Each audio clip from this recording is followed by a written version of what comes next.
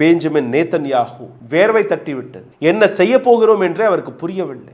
இந்த நபர் தன்னுடைய உயிரை காப்பாற்றிக் கொள்வதற்காக என்ன செய்கிறார், அதையும் நீங்க கேளுங்கள். இஸ்லாமிக் ரெவல்யூஷனரி கார்ட்ஸ் அவர்கள் கொடுக்கக்கூடிய தகவல் படி நீங்க பார்த்தீர்கள்னா, ஈரான் நடத்திய தாக்குதலில் மிசைல் அட்டாக்கில் பெஞ்சமின் நேத்தன்யாகுடைய ஆபீஸ் தரமட்டமாகிவிட்டு, பெஞ்சமின் நேத்தன்யாகுடைய வீட்டிற்கு அருகே ஒரு ஃபயர் பிளாஸ்ட் நடந்திருக்கு. மொசாத், இஸ்ரேலுடைய ஏஜென்சி, மொசாதில் இருக்கக்கூடிய இன்டெலிஜென்ஸ் எக்ஸ்பர்ட்ஸ்கள் இப்போ பெஞ்சமின் நேத்தன்யாகுடைய உயிரை காப்பாற்றுவதற்காக போராடி வருகிறார்கள். ஒரு பங்கர்ல இருந்து இன்னொரு பங்கர், ஒரு பங்கர்ல இருந்து இன்னொரு பங்கர்.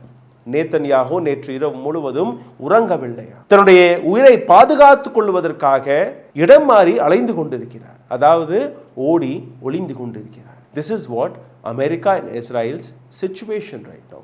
Current situation இப்படி தான் இருக்கு.